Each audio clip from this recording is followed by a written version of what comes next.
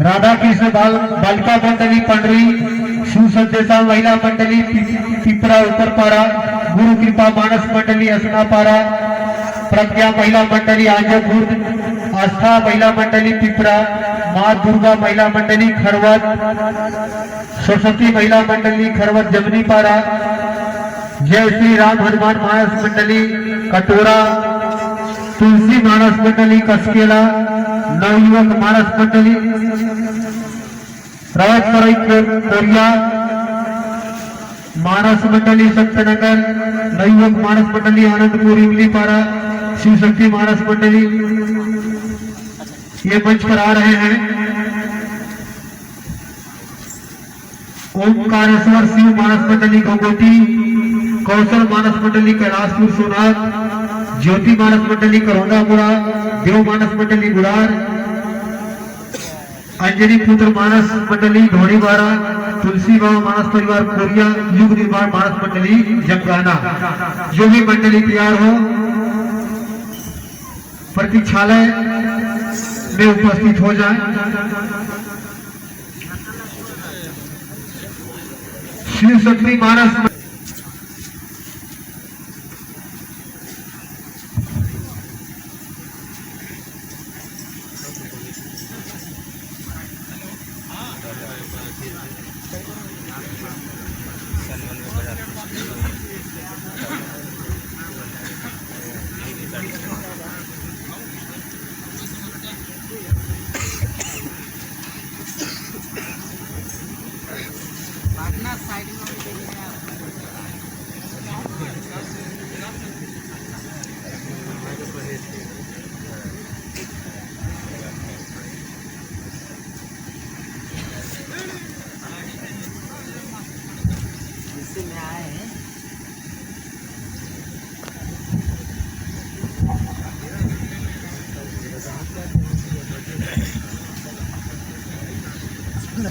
अयोध्या कांड दोहा क्रमांक 6।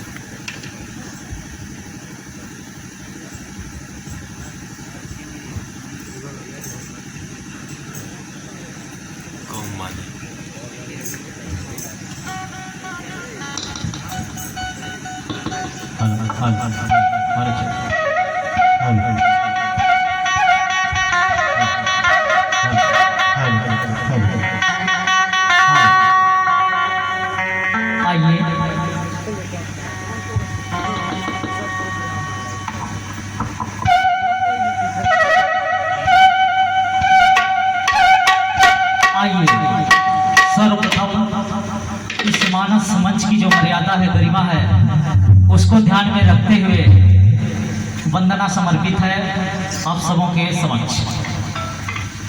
कर्पूर गौरम करुणावतारम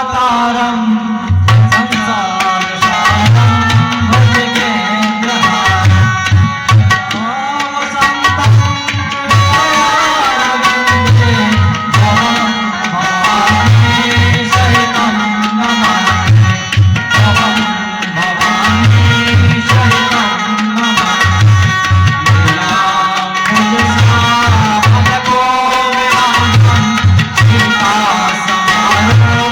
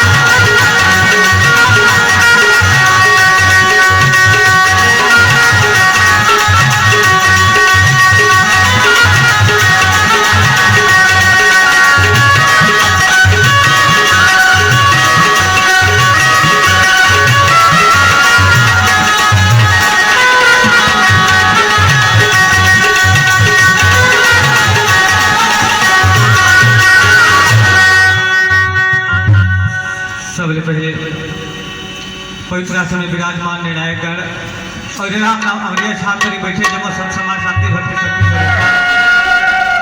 स्वरूपा आप समझ होला हमारे मंडली को आज के कथा प्रसंग अयोध्या का नंबर 6 में अवतरित है। ध्वज पताका तोरण कलश और सजहु तुरग रचनाग सिर धर मुनिवर बचन सब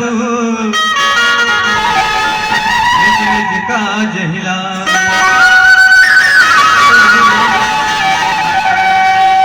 आओ आदर्श वाले के रूप में आप सब मन के बीच प्रस्तुत है। और ये दुनिया सतरंगी है संगी हर सपना है संसारी रे ना बेला गाल भैया बाकी हवे बेकार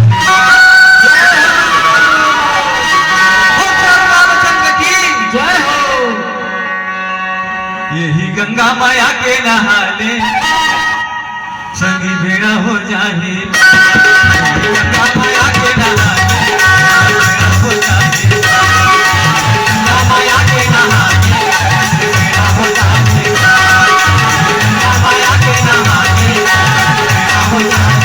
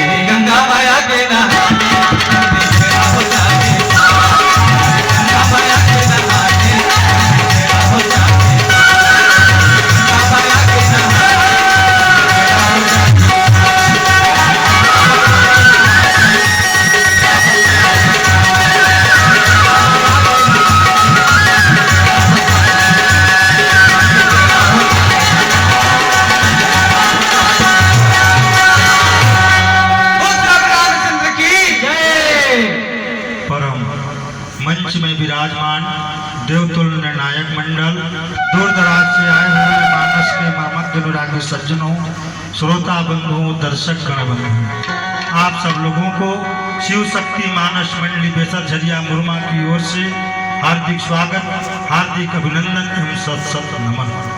मानस साथियों, जिस घर में एक रामचरित मानस की पुस्तक हो वह घर अयोध्या के समान होता है, और जिस घर में यदि राम की कथा हो वह घर सैकड़ों अयोध्या के समान हो जाता है।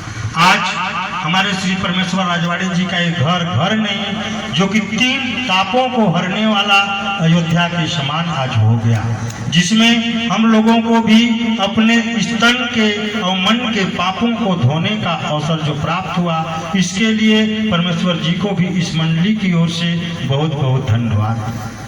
मानस साथियों, गोस्वामी तुलसीदास द्वारा रचित रामचरितमानस के अयोध्या कांड दोहा क्रमांक 6 से संदर्भित चौपाइयां हम लोगों को गायन वादन के रूप में मिला है। प्रसंग बड़ा सुंदर है। अयोध्या में नित्य दिन 12 साल से लगातार सुख ही सुख, आनंद जो है हो रहा है। आज ऐसी आनंद आ गई कि भगवान राम का राज अभिषेक लागू हो गया। राज अभिषेक का जो है तैयारी होने लगी। इसको देख करके सारा अयोध्या जो है जगमगाने उठा, सब लोग खुशी बनाने लगे। बाबा तुलसी कहते हैं कि पूरा अयोध्या में ध्वजा, पताका, तोरण, घोड़े, रथ, हाथी, ये सब जो है चारों तरफ महाराज बोले कि सजा दो। सब लोग सजाने लगे, अपने अपने कामों में जुट गए। बाबा तुलसी कहते हैं कि मुनि वशिष्ठ ने जो पहले आज्ञा दिया वह काम सब लोगों ने सबसे पहले किया। बाबा तुलसी का कहना कि राजा, ब्राह्मण, साधु और देवता सब पूज रहे हैं और श्री रामचंद्र जी के लिए सब लोग मनोरथ कर रहे हैं कि यह कार्य जो है मंगलमय हो, आनंददायक हो। जब राम के अभिषेक की बात लोगों ने सुना तो अयोध्या के चारों तरफ नाना प्रकार के बाजे जो है बजने लगे। इस बात को सुनकर सबके शुभ अंग जो है फड़कने लगे। बाबा तुलसी कहते हैं कि जब यह समाचार सब लोगों ने सुना तो अपने आप में परस्पर बात करने लगे कि भरत जी को भी लाया जाए, उनको भी सूचना दे दिया जाए, क्योंकि बहुत दिन अति अवसेरी, सगुन प्रीति भेंट प्रिय केरी। यह जो मंगल कार्य है बहुत दिनों के बाद अयोध्या में आ रहा है। बाबा तुलसी कहते हैं कि भरत के समान इस संसार में कौन प्यारा है। जो सगुन बस यही फल है, दूसरा नहीं। श्री रामचंद्र जी को अपने भाई भरत का दिन रात ऐसा सोच रहता है जो कछुए का हृदय अंडों में रहता है, ठीक उसी तरह भगवान राम का जो हृदय भाई भरत पर रहता है, उनको भी बुला लिया जाए। मानस साथियों, यही 8 लाइन चौपाइयों का मुख्य भाव है। बोलिए राजा रामचंद्र की जय। हेलो, आओ एक भजन आप सब के बीच प्रस्तुत है।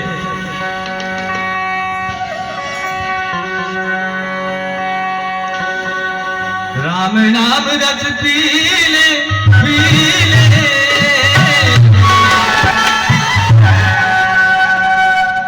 जिंदगी सवर जाए।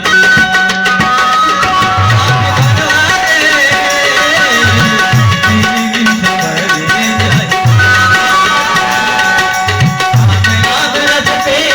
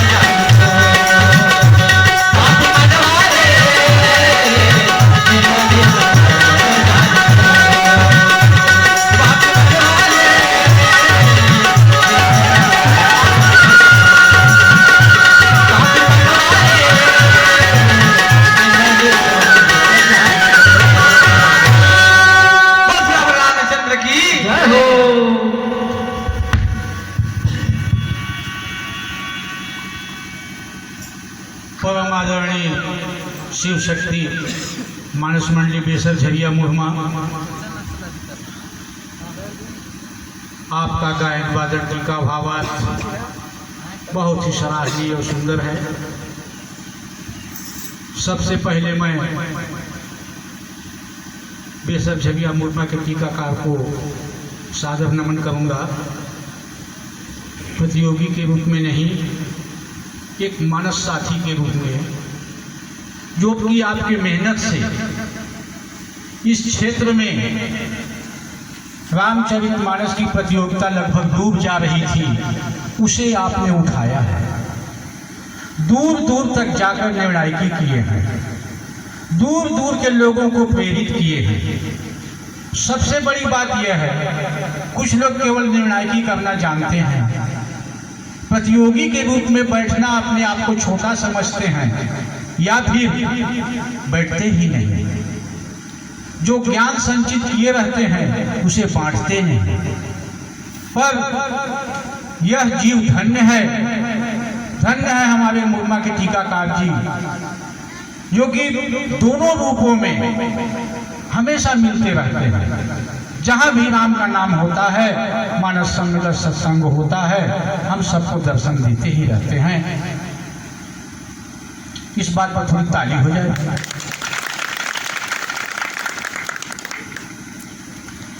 अब मात्र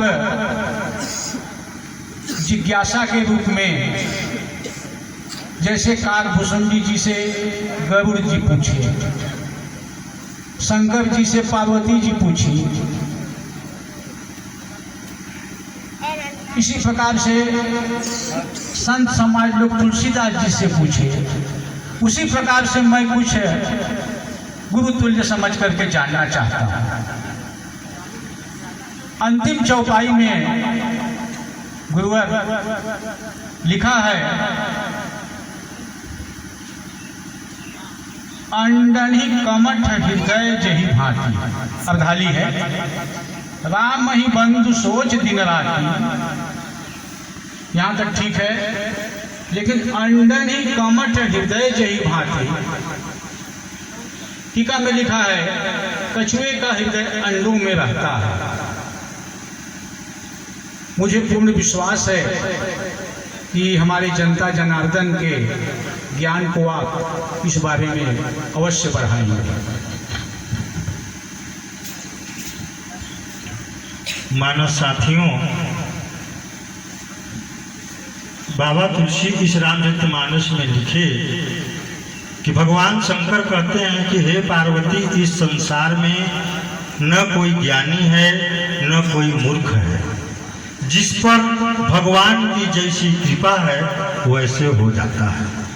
मेरे से रामचरितमानस कुछ नहीं बनता, जो कुछ मेरे पास है थोड़ा थोड़ा बांटते फिरते रहता हूँ। मेरे लिए मंडली निर्भर नहीं करती कि मैं किस मंडली से आऊँगा, मेरे लिए मंच निर्भर करता है कि उस मंच में मैं कैसे पहुँचूँ। मेरे लिए जितने भी मंडलियाँ हैं उनसे मेरा कोई द्वेष नहीं, जो मेरे को कह देता है कि आपको मंच में जाना है, मैं मंच में चला जाता हूँ। मंच में निर्णायकी के लिए बुलाते हैं, वहां भी चला जाता हूँ, जबकि मेरे से रामचरितमानस थोड़ा भी नहीं बनता। मानस साथियों, कुछ ऐसे भी सज्जन हैं जो कि टीका कहने में डरते हैं। अरे क्या डरना भाई, मानस में कौन सी चूड़ी फूटना। जब बाबा तुलसी से रामचरितमानस की बखान नहीं कर सके, सरस्वती जी बखान नहीं कर सकी, इस पृथ्वी को धारण करने वाले शेष जी जब रामचरितमानस भगवान की कथा को नहीं गा सकते, तो हम कलयुग के छोटा सा मानव क्या गा सकते हैं। कहीं न कहीं तो ज्ञान में कमी होगी।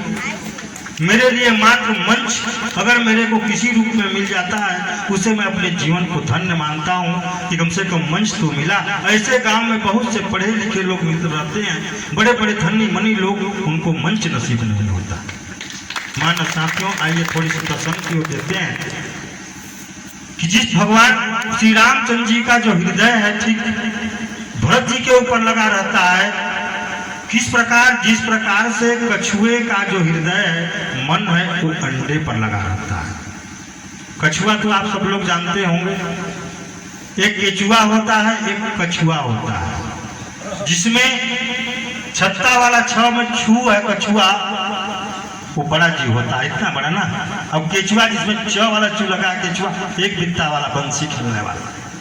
यहाँ पर बाबा तुलसी बड़े वाले कछुए की बात कर रहे हैं कि उसका हृदय अंडे पर रहता है हरदम हमेशा, कहीं पर गिर न जाए, कहीं पर अंडा फूट न जाए, कहीं पर इस अंडे को चोट न लग जाए। जरा सोचिए कि कछुए का अंडा रहता कहाँ होगा, सोचने की बात है ना, क्योंकि उसके ऊपर कितनी खोपड़ी रहती है मजबूत, उसको फोड़ने पर भी नहीं फूटता हो। और उसका वो जीव क्या निकलता है, मात्र उसका मुंह हल्का जैसे निकलता है, अंडा रहता कहाँ होगा। तो मैं तो यही इस विषय पर महोदय जी जानता हूँ कि उसके अंडे की नुकसान न हो, फूट न जाए, इसलिए रातों दिन वह उसके अंडे पर लगा रहता है। जिस प्रकार, ठीक उसी प्रकार से भाई राम जी का जो हृदय है, मन है, वह जो है भरत जी पर लगा रहता है कि भरत जी को नुकसान न हो, मेरे को नुकसान हो जाए भले। ठीक इसी के साथ अपने वाणी को विराम देता हूँ। आइए, बहुत दिनों के बाद हमारे पटेल जी से मुलाकात हुई। धन्य यहाँ परमेश्वर के भाई के आयोजकों ने कि ऐसे महानों को इस मंच पर लाए। बोलिए राजा रामचंद्र की, उमापति महादेव की। माता जी एक चीज और कह दूं, 3 बजे मैं रामचरितमानस इस प्रतियोगिता में नहीं आ रहा। कै बजे? 3 बजे की बात थी। कहीं से समाचार मिला कि कोई मंच में दूसरे लोग आ रहे हैं, मैं बोला नहीं जाऊंगा। ठीक शाम को 7 बजे ऐसी समाचार मुझको मिली कि श्री रामाशंकर साहू जी, श्री रघुवर पटेल जी मंच में जा रहे हैं। मैंने गुरु जी को फोन किया कि सर मेरे को भी मंच में ले चलिए। मेरे पास मंडली नहीं है, मेरे पास मंडली नहीं है। मैं गुरु जी को फोन किया कि गुरु जी मैं अकेले पड़ गया हूँ, मेरे पास बाइक भी नहीं है, मेरे को एक बार प्रतियोगिता आप लोग गेरुआ में दिखा दीजिए। गुरु जी लेकर आ गए और मैं भी यहाँ आकर के धन्यवाद हो गया। और सर आप लोगों को भी निवेदन, एक बार की मुझे बात याद है कि आप लोगों को मैं अपने गांव ले गया था जहाँ बड़ी अपमानजनक बात हुई थी, उस बात को मैं नहीं दोहराना चाहता। बोलिए राजा रामचंद्र की, उमापति महादेव की। तात स्वर्ग अपवर्ग सुख धैर्य तुलाई के अंग, तूलता है सकल मिली जो सुख लव सत्संग। अभी कैसा लग रहा है सबको? आनंद आ रहा है कि नहीं? इसी सत्संग के लिए आप लोग इतना बड़ा आयोजन किए हैं, इतना खर्च किए हैं, इतने लोगों को बुलाए हैं। और धन्य है हमारे भुवनेश्वरपुर के मंडली वाले कार्यकर्तागण जो कि परमेश्वर जी का साथ दिए। और उनको अपने परमेश्वर का साथ कौन नहीं देगा भाई, उनके संग में तो सभी रहते हैं, उनका नाम ही परमेश्वर है। तो इसी सत्संग के लिए बुलाया। थोड़ा सा मैं सर जी के ज्ञान में आगे बढ़ा दूंगा और इसी को कि वो अंडा रहता कहाँ है। अंडे में तो सबका मन लगा रहता है, मुर्गी का भी अंडे में मन लगा रहता है, वो भी चाहती है कि न फूटे, लेकिन कछुए का ही यहाँ नाम क्यों? कछुआ अंडा सृजित करने के बाद अपने शरीर में ही चिपकाया रहता है। वो कहीं पर जमीन में या किनारे में या रेता में कछुए का अंडा आप नहीं देखे होंगे। इसका उदाहरण आप देख लीजिए, केकड़ा देखे हैं? केकड़ा, खेखड़ा, खेखड़ा के जब उधर पेट तब को आप खोलेंगे तो आषाढ़ के समय में देखें कितना बच्चा रहता है उसमें, देखे हैं? पहले अंडा रूप में सृजित होता है, इसके बाद वो उसी समुदाय का, कछुआ भी उसी समुदाय का है, वो केकड़ा समुदाय। और बिच्छू भी अगर आप लोग देखे होंगे, बिच्छू के बच्चों को मैं तो देखा हूँ एक बार कि बिच्छू को जब डंक जो रहता है ऐसे ऊपर ऐसे करके उल्टा रहता है, आप देखे होंगे। और उसी डंक के नीचे अपने पीठ में बच्चों को छुपा करके रखता है। कोई देखे हैं? मैं देखा हूं। पीठ में उसके बिच्छू के बच्चे उसके पीठ में रहते हैं। तो उसी समुदाय का वो कछुआ भी है। वो उसको इतना सावधानी से सेता है कि कहीं गिर न जाए, पड़ न जाए। और जहाँ भी चलेगा जाएगा, जहाँ भी जाएगा वो उन्हें अपने साथ में ही ले जाता है। जब बच्चे उसके हो जाएंगे उस समय वो किनारे जा कर के बच्चों को फोड़ेगा, किनारे को बच्चों को ही छोड़ेगा। ऐसा ही राम जी के हृदय में भरत जी हमेशा बसे रहते हैं। इस प्रसंग में कुछ ऐसा ही है। आनंद आया? चलिए सर।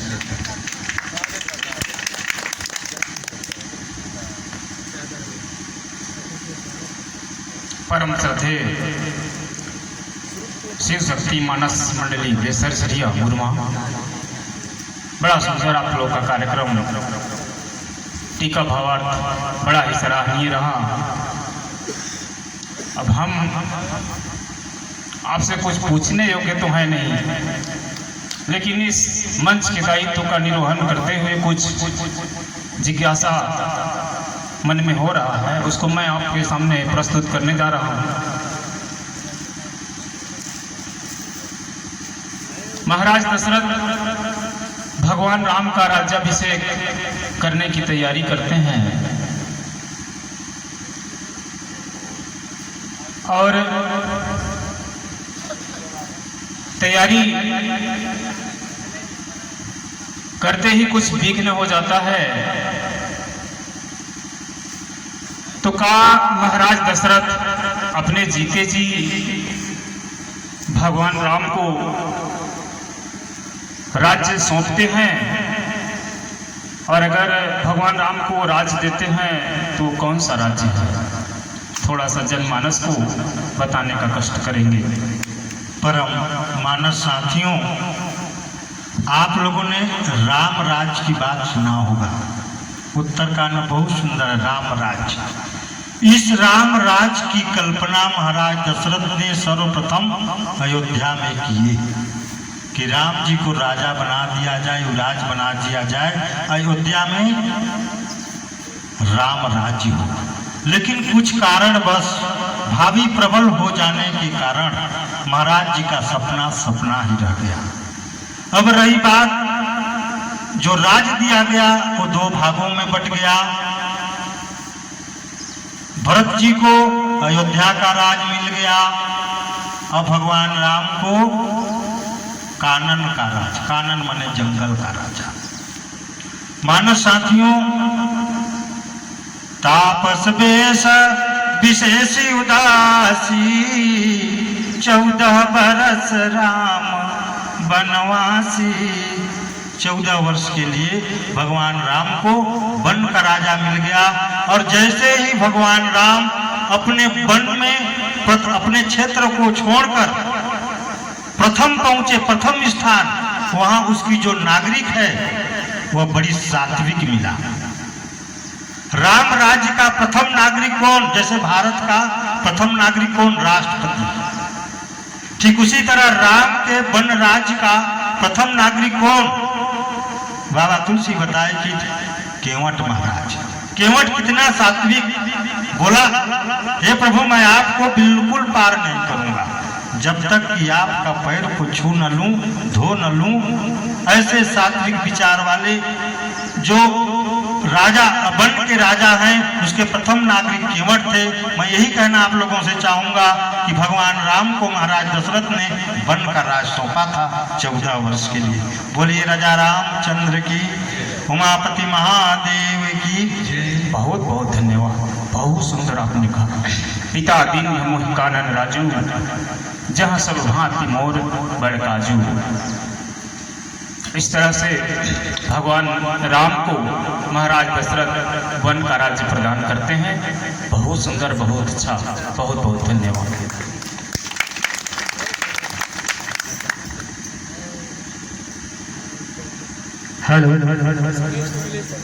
शिव शक्ति मानस मंडली बेसनझरिया मुरमा मंच से विदा करते हुए आपके लिए कुछ सेपरेट भेंट